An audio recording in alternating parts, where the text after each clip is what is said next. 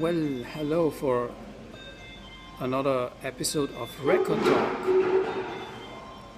At first, I gotta say my voice is back, so should be no problem from that perspective. Last time I was a little bit out of shape, and for now, it's fine again. And I want to cover some different subjects today.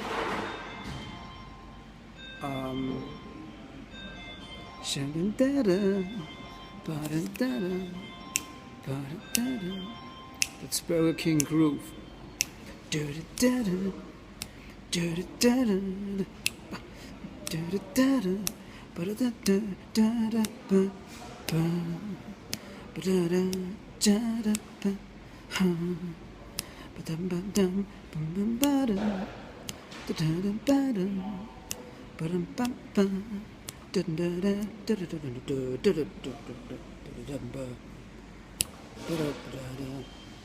Yeah, that was my live performance for today.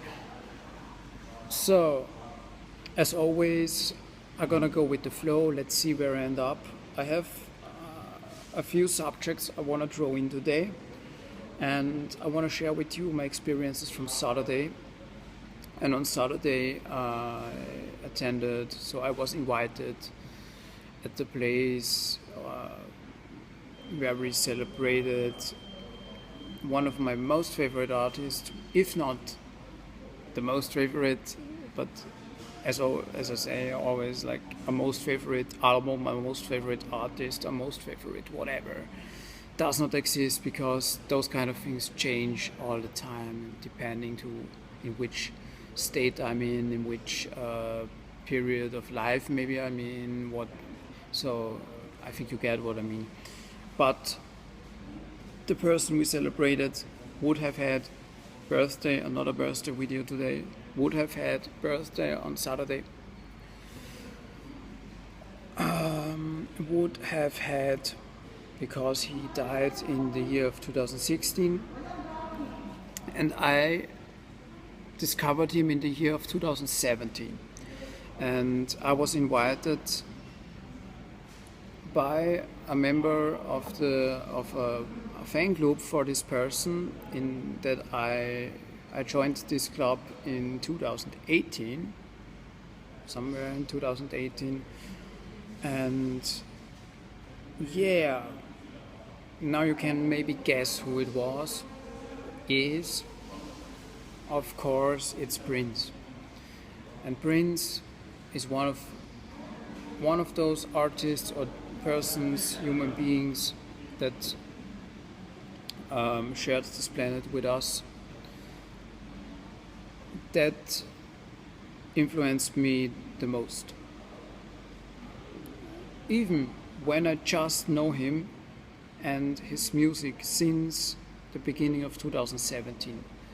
I would say he had the biggest impact at least in the last 5 years, to me, in popular music. So I was invited. We did celebrate his birthday, and the member of the host of the party also had birthday a few weeks ago, and he combined it and made a celebration for the fan club, because this is a fan club of ultra hardcore nerds. They were in the Paisley Park several times. They attended countless concerts. They shared. I got amazing stories told about how they met bandmates of the revolution, like they met Lisa and Wendy and Lisa, and in Holland a few years ago. Or I got shared. They did also, of course, all the time.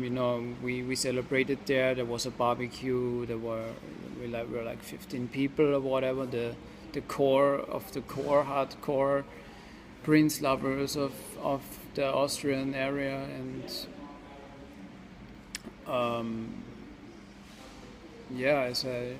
as I wrote to someone in a message, I felt like I was within or next to the living Principedia. And as I'm also really a little bit crazy for Prince, and I know a lot of little details and most of all his music until mid of the 90s, and I come to that later to make how I explored it and why. But at the party we had a nice time, we had nice talks, and what I love so much, this nerdy talks, where you can talk about every littlest thing, that only knows someone who is really devoting his life, either devoting his life to this thematic or artist or whatever it is, or is just a freak, or someone who, in a positive way of course, someone who is extremely interested and loving something. So we talked about like songs that no one normally knows of what Prince did. We talked. I got beautiful stories about the after show parties. Like Prince is one of those artists that did a lot of extra work, like in comparison to what normally happens.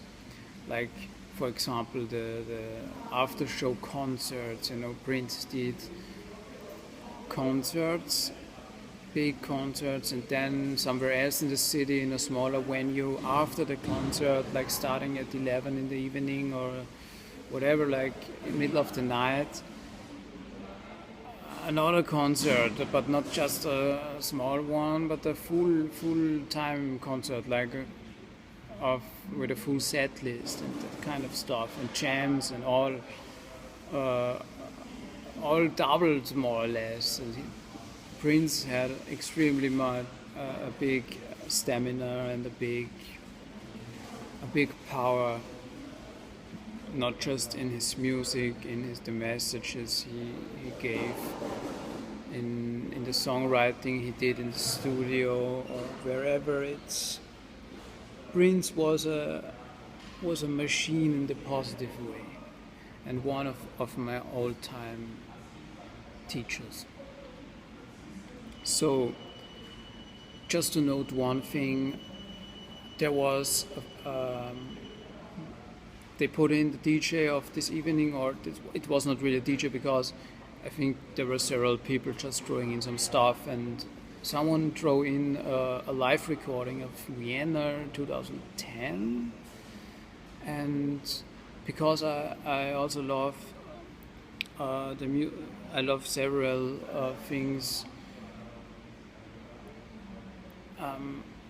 of music.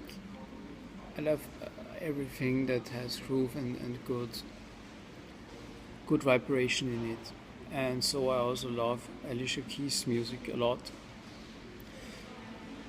Not just the music, but I think everything. And I got to say, Prince played the version of Fallen live, and I didn't expect that, to hear a thing like this, because I didn't know. I didn't expect Prince. It's obvious and logical somehow that he would play something of her stuff, because she also did a beautiful version of How Come You Don't Call Me Anymore, which is a Prince song, and one of her first, I don't know if it was a single, but I think so. I didn't research that, but it's on the first album, and is one of those songs that are commonly known, I would say, from the early stuff, next to Falling, Girlfriend. Yeah, but I want to talk about Prince today, and yeah, this was the one thing, and the other thing was I got shown like a trio thing where they played Bambi, in a really heavy rock style. Like Prince was an artist. He liked to play around with the arrangement of songs, and he changed it all the time. And so they played Bambi, and I know it's from the first album For You, and I know the song and everything, and I just have it in my head. Like I always, when I check out music, and as I did it with Prince and all the other artists that I really checked out intensively, I go from the first album onwards through the discography until the last, if it's possible. Or in Prince's case, I stopped somewhere after the Gold Experience. Then was Cauze and Disorder and Come, and all the early 90s are a little bit confusing, because he had several parallel releases and had a fight with the record label, and the releases are a little bit blurry, all the things he did in the early mid 90s. But there was an album. Then in he started to do the New Power MPG Records, he called it, like his own label. He started to use his own label for his releases and stopped doing business with others, and especially after his fight with Warner about master tapes. And Prince was a person, and this I also cherish and respect a lot, artist that does not do things that someone else wants him to do, but he followed his own ideas and visions. So he didn't.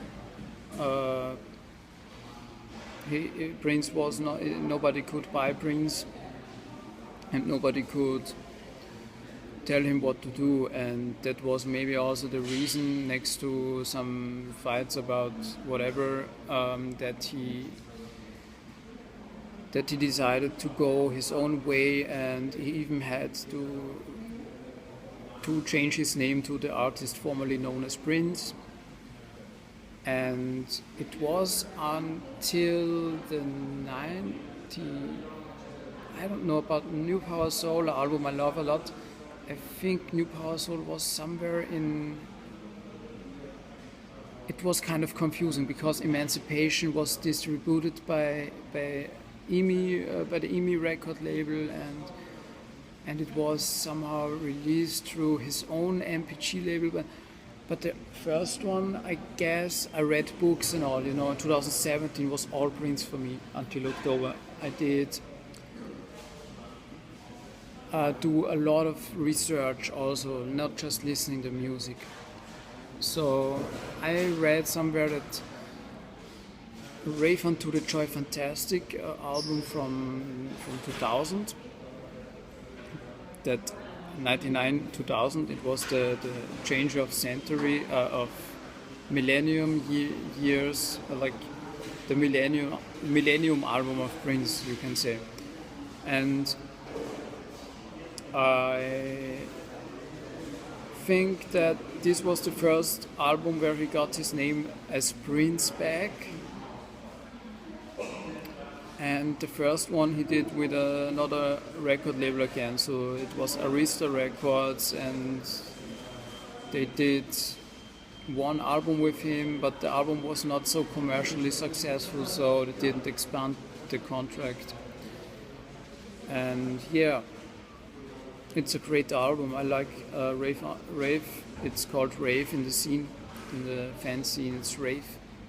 I like Rave a lot. It's one of my, I don't know all the Crystal Ball had 5 CDs. It's really hard to find. It's really expensive if you find it, and I have the requirement to get always the first release with the first mastering for sound reasons, and the first mix and all of that stuff. I like remixes, yeah, but I want to program it into my head with the first possible version that I get. And in the Crystal Ball case, there was just this one version, and it was just not possible for me to find it. So it was already in October. So then I decided to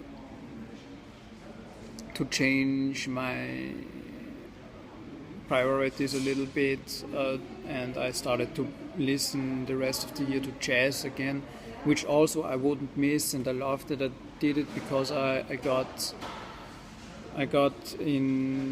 familiar with John Scofield's early album Shinola, that I went into more in detail. Then after that I was checking out Pat Metheny Trio, Question and Answer, an album that I recommend highly to everybody, not just the jazz guys, because this has a modern sound, or that maybe someone who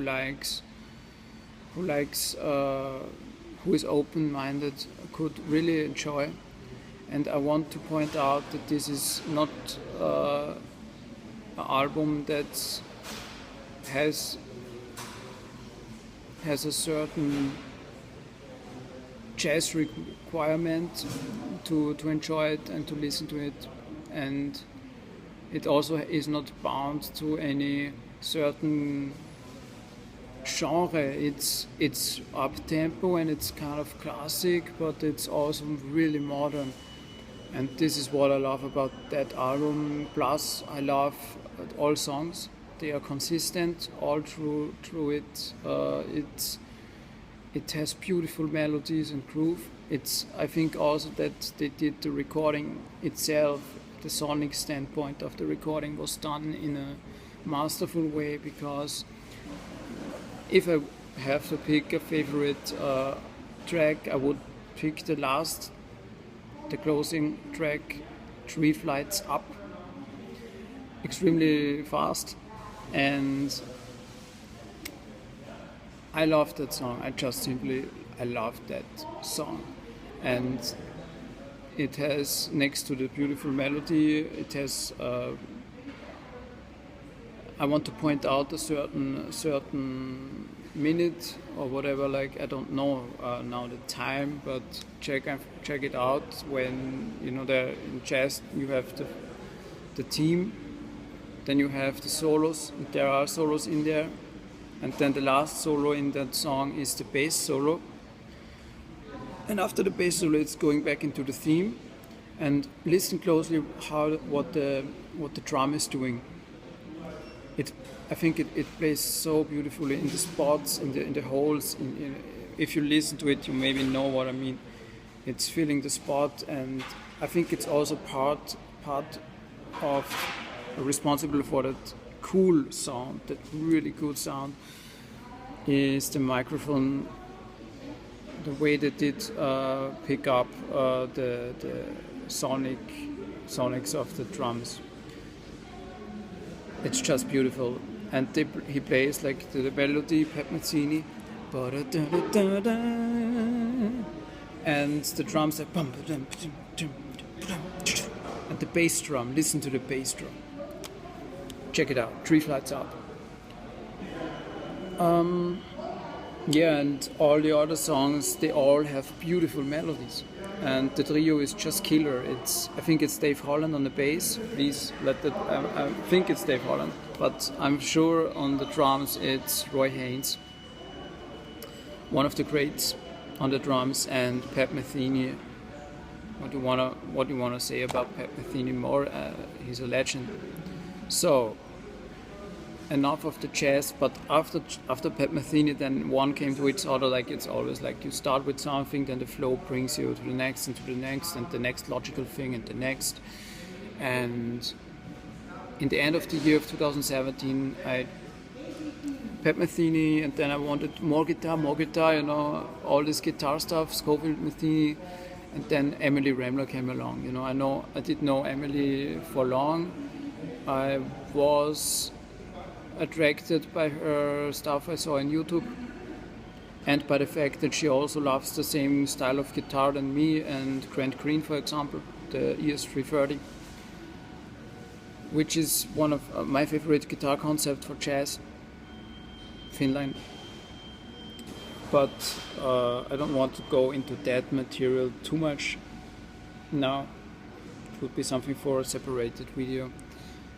I want to say that I went through all of what I could find from Emily, like the first album, the second album I couldn't find, Take Two, but then Catwalk, one of my faves, Suiting to Tiger Stripe,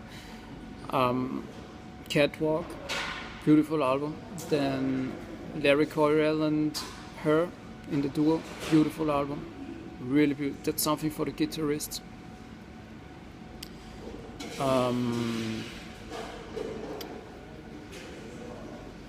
A few side project stuff where she just played with other artists or just did the guitar work for others, like Susanna McCorkle, the last one, Sabia.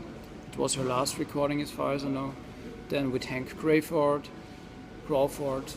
It was a live session in France where they played with two alto saxophones, which is I think it's two altos, which is not normal in that setting, but it's wow. They played really on speed, like really hot jazz. Yeah, and the East to West, of course, that's her album of hers, and Waiting for Spring is also, this is a record. I did an Instagram post where I put all my Emily CDs on display. Check it out. Waiting for Spring, David Benoit. It's also one of my favorite Emily records. I love them all, but this is a really cool modern jazz theme with a nice sound, and David Benoit is a pianist. And then then 2017 was over, and 2018 was kind of, this is a year that needs a book. So musical wise, 2018 I did not even play. I played a few times. I did one concert in the beginning of 2018, and then I stopped to play guitar at all and did a lot of painting because I needed to. My flow told me in 2018 it's like this. So Prince. So I started to listen to Prince in 2017, and the story is like this. I did study, and I did not finish the study because I was not happy with the politics behind it and all of it. And this also needs another video. Just before finishing, I stopped it as a kind of I didn't want to finish it because I don't want this paper. I want to make it with my music.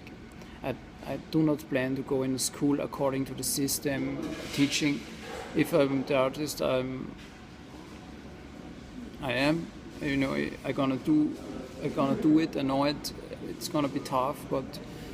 You know, who asks John Scofield if he has a paper when he wants to make a clinic? And more than a clinic, I don't want to do regular teaching. Maybe when I'm 45, 50, 55 years old, have a family, children, whatever. And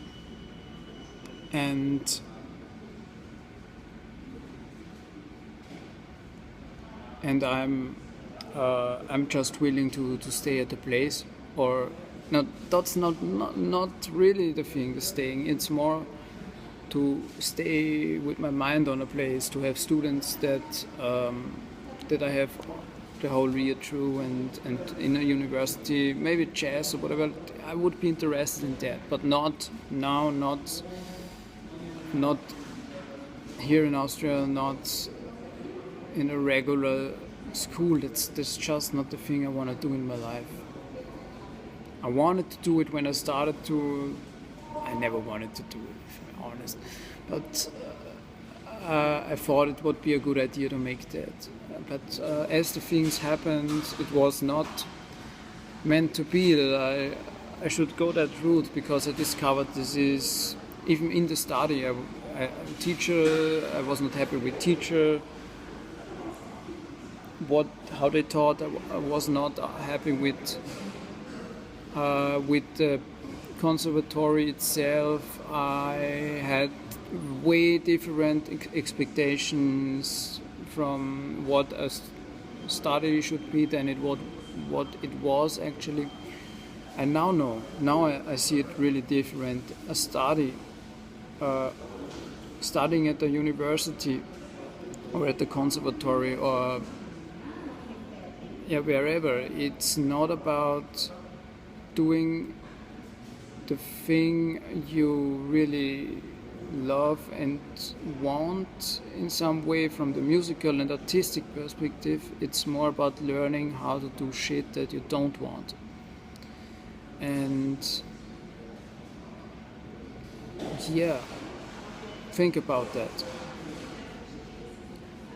I always expected all the others to have the same craze in a positive way, the same craze as me, like being into old school bebop, do this and that, be crazy, jazz nerds.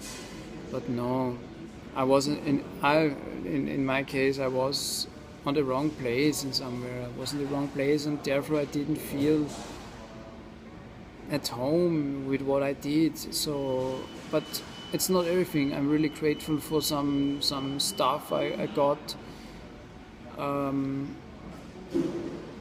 got there. I got in touch with some teachers that I really respect, but there were teachers also that had no clue what they taught, and I knew for sure and exactly that they were wrong in some way, so that they had no idea what they were talking about, and this made me also kind of go into a mindset where I was so really unhappy with everything and didn't see a sense. I think this is a joke. So I said there, this is a joke. My God, this is a joke. I thought, I cannot believe what's happening right now. This should be a study. Like, I was in that mindset, but I will do a whole video on that thematic. So one of those teachers, and thank you to that teacher, he won. In the beginning of 2017, he did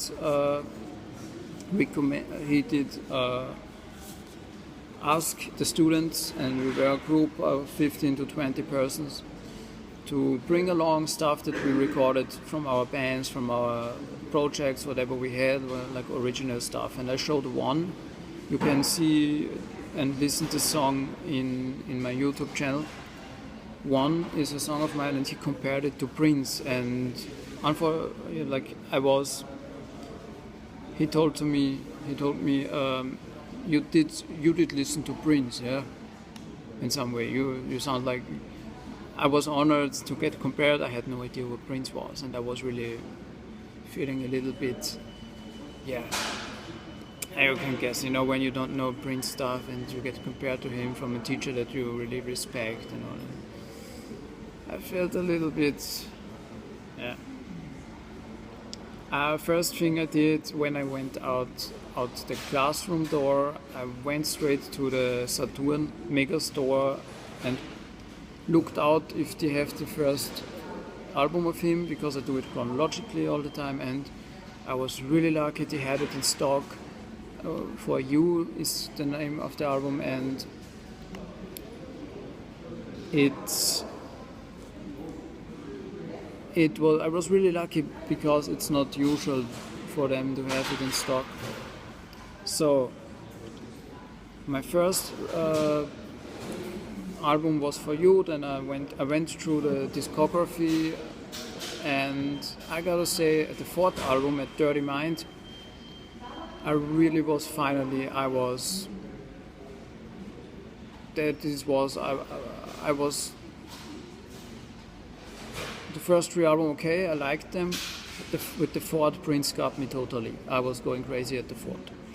So, Dirty Mind, one of my favorite. I don't have a favorite, but if I would say Dirty Mind is one of my favorites, then I would say I love 1999, the follow-up to Dirty Mind. And I have a big admiration for Sign of the Times. And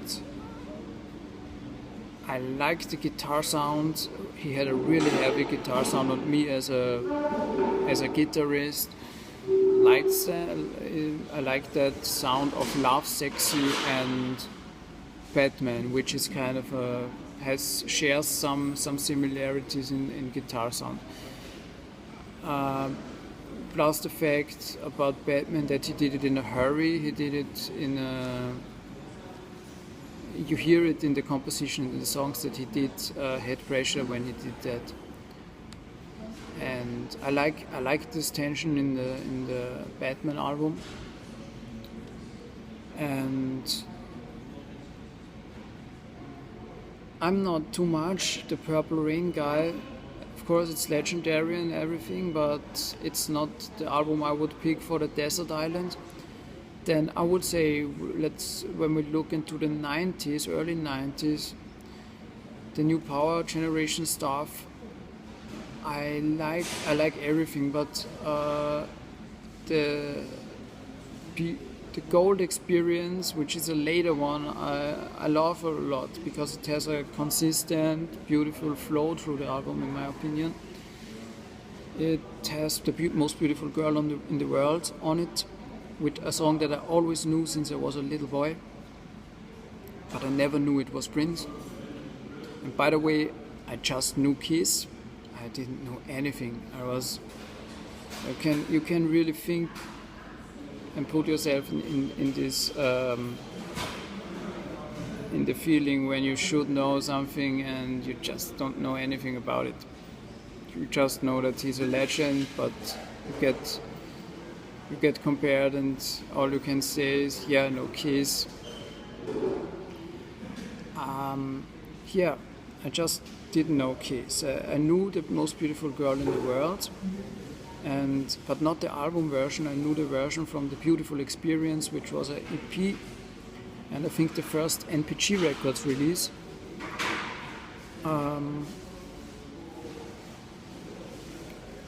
They had the radio version, I think, from the Beautiful Experience, because when I was listening the Gold Experience, it sounded so much different, and then I was researching, and then I found out that there are several The Most Beautiful Girl in the World versions, and there is even a Most Beautiful Boy in the World version on the Maite, that was his wife at this time,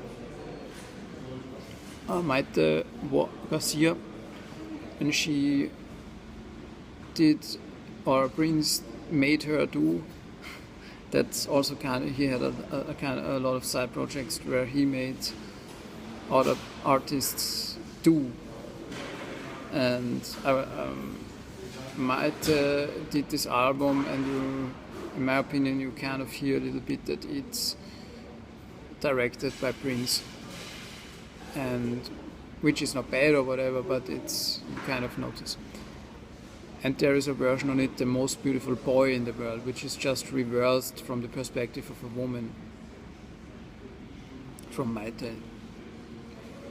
I love Cauze and Disorder, the album. There are some beautiful things on it, Dinner with Dolores is reminding me always to Fleetwood Mac, and I love Fleetwood Mac and Dreams. It's Dreams that I get reminded to. It has also like a similar groove, and the same December. Then later, after I did the Crystal Ball, I didn't have it, and so I jumped over it. And the New Power Soul from 1998 is also one of those albums I extremely have admiration, a big admiration for it. Rhonda Smith did play bass on there, and Mad Sax is the name of the tune, where I love this bass line. It was kind of new, and for Prince to sound like it, he always changed, he always rearranged, he always put in something new. The album was, from a commercial standpoint, not really successful, but I think the musical value of this album is really big, and you have to give yourself the patience to get into it. But it's really, even there's a crazy song on it that's called Freaks on This Side, where he samples core or whatever, like that, or that screams, or as the chorus, freaks on this side, freaks on this side. Yeah, New Power Soul has trumpets and swinging trumpet lines on there, and so me coming from a jazz time before 2017, like 2 or 3 years, I had just blue note stuff and old jazz going on in my head, so I liked to hear that, even this has nothing to do with real old school jazz or whatever, but it was the closest what I did hear from Prince to this date. And after it, I just checked out rave. I did check out musicology because I had it, and 3121, and yeah, and the later stuff I just did not listen to it. I don't know it. I have a few of the CDs. Artificial Age. I think he played a word game like art official and artificial age. And the Third Eye Girl stuff, and Hit and Run Phase 1 and 2. It's laying around somewhere, but I never listened to it yet. There's an album of Prince that I adore a lot, and that's kind of separated out of all of the albums, and it's out of category. It's the last one he did with The Revolution. It's called Parade, and especially from Mountains on Mountains, Kiss, Another Lover, Hole in Your Head, and of course Sometimes It Snows in April. It's so beautiful. And it has a really distinctive, unique sound, and it has a special place in my heart and my brain, and it's not the best or the worst, no, but it's out of category because Parade is special. And there's also a film that accompanies this album. It's called Under the Cherry Moon. So I did not watch this. I want to watch it with someone together sometime. I can wait for that. Yeah, I love from the second album I Want to Be a Lover. I love that more disco oriented, faster stuff, especially. I love also Sexy Dancer.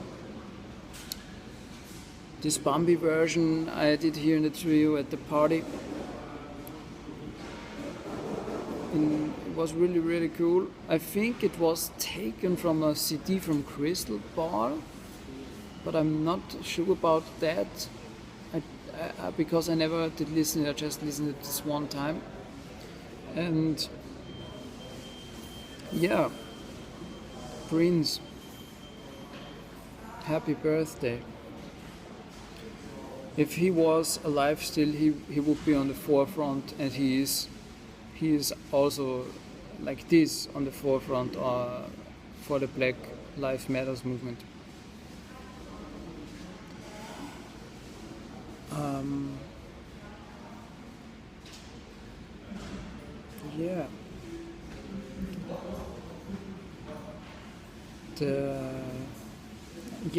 And I did through whole 2017. I did take the first album in January, almost like with the beginning of the year. And every week I would take a new album, and with albums like Emancipation, for example, there it is like you have 3 CDs, and then I would take 3 weeks for that CD. So I just listened to one of those 3 CDs because there's so much it's too much. You cannot take all 3 CDs in 1 week if you want to listen to it like I do it. And when I check out the record of the week, it's like this. I listen to it, on Monday, and I write down the first impressions during listening, and I can show you actually with this example here from this year. It's from the Strokes. It's from the album Angels. So this was record of the week 10, and I would write for every track, I would write a little short summary, what comes to my mind. So,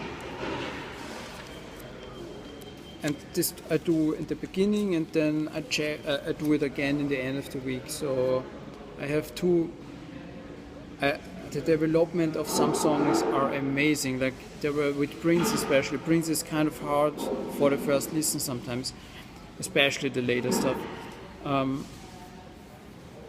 I would say that Prince's stuff, it developed so hardcore into directions, mostly from kind of being not sure if I like it to absolutely loving as with the progress through 1 week. I just listen over and over again, and mostly it's like the things that annoy me in the beginning I love the most in the end. So like here, this is this piece of paper here with the Strokes. It's from the album Angels, and just let's see what I wrote. Fourth track, You're So Right is the name. I write sometimes just words, or sometimes just what comes to my head. Like here, oh wow, electric drums, dreamy, hi-hat pistol in the chorus, pre-chorus, slash. This song is lovable, and once again, there's a lot of 80s vibe going on. I don't want to find slash or whatever, like thinking signs. I just love this part. Oh no, I think part 1, whatever. I don't have in the head right now. This song is so far the most genius and classy song up to track 4, representing the album's sound. So Strokes. Yeah, Strokes is a cool band. Albert Hammond Jr., Nick Valenzi, and Julia and Casablancas is just a guy you wanna have as leader. So I'm gonna have to hurry. Maybe it will cut off today again. Yeah, cut it off. Cut off your racism. The white privilegism is over, as I said the last time. It's over, and this has to get into our mindset. The white skin mindset, because the black skin people, they have suffered, and they don't have racist tendencies. So this is into the white direction, and everybody who is white and watching this, think about it, that this is shit, and that this is something we don't need anymore in this world. So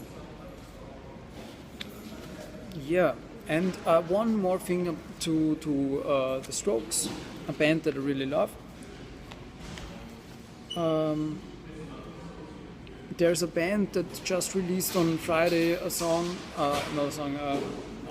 few songs, third album of Heinz, a Spanish rock band that I love since 2015, since I know them from the beginning. And their first album, this is a band that I love bands and musicians like Prince or the Strokes that have an originality in them, our own sound, our own vision that you hear when you just put the needle on the record turntable, anywhere on the record, and instantly after a few seconds, without maybe even hear voices, just the music, instrumental, when oh yeah, this is Heinz, and oh yeah, I just Prince's I love on the Symbol album. It's a Sabbath, I hate you. Oh, the voice. It's a Sabbath, I hate you. And there is a fucking amazing guitar solo on there that just can be done by Prince. So if you listen to that song and think about the album, think about the guitar solo, this can only be Prince. The way he plays and all. And same with the Strokes, they have a distinctive sound, and same with the Heinz. You just know, and a good artist has this, needs to have this unique sound. Yeah. And a little bit COVID I wanted to talk about. So don't worry, last time, I had a problem with the voice here, as I said. This is something different. It's not COVID or whatever, don't worry. I'm fine concerning that. And in Austria they did manage it really good. So in the beginning of March I had, I was just a month, like only 2 or 3 times outside. The first, they did manage it really good. So Friday the 13th March, the state decided to shut down, and the next week it was shut down and nobody was on the street. I went 1 time outside and 2 or 3 times to the grocery store. I bought some oatmeal and olive oil, and then I went back, and I felt kind of like, it felt crazy to experience all this insecurity in the people's faces and all. And it's a lot of mind. I think the COVID disease is more in the mind than it's of course you have to be cautioned, and you have to make your caring for family and all, especially for the older people, but most of it is also in the mind. The people are really insecure about what they can do, what they not are supposed to do, and especially in the beginning, when then 1 or 2 weeks later they did obligatory face masks, and you got the face mask in the shop when you went inside somewhere. And now everything is cool, and now it's already everything opened again, and a little bit restricted from the times of the opening times, like not until in the night, the gastronomic stuff, it's only until 11, but yeah, for a long time only just pharmacy and grocery stores were opened, and now it's everything again, the whole business, everything, gastronomic sector, everything. And one thing I want to share, and I think 2 minutes I have to go then, here they shut down. It was like I was in a supermarket and I had nothing. I was healthy, everything, because I was just at home, did check out music that I wouldn't have done otherwise. The thing is that I had to cough. I was standing in line for paying, and I had to cough, a dry cough, exactly this cough like you would have, like they said in I didn't follow the media, but I did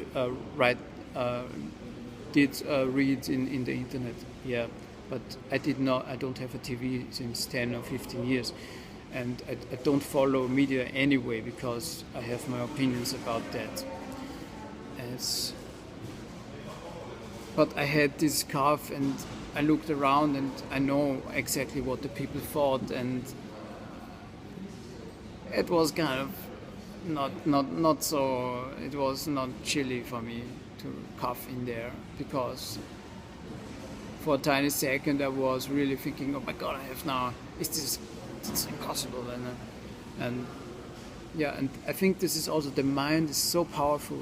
If you believe something, then we can achieve it. Even the mind, we can, I think true belief, you alternate so much that you even get the body symptomatics of something. So I it was an interesting experience at least. So it's 50 minutes. I'm really long now, but 2 minutes left until the cutoff. I gotta say, I don't know anyone in person who had COVID. Austrian state did a good management. The people are all really responsible in the trains, in the subway. It's obligatory to use the face mask. Everybody does it. In the public areas, for weeks throughout April, there was nothing outside. In the parks, they said, I don't know, that the people, they were not so responsible there on the weekends, like they enjoyed their time like normal, which I cannot say if it's true, but some people, a friend of mine did tell me that, and so I think it's gotta be true. Yeah, there are always people without responsibility.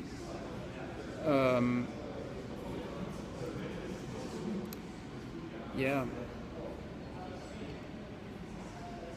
Austria did not have as big as a problem as Italy or what even Germany. We did right from the start. We had a good management by the state of the problem, and since it was starting for Europe in Italy, the whole thing, Austria was a few years behind that, so weeks. So Austria already and the rest of Europe, they saw what's going on in Italy and could prepare Italy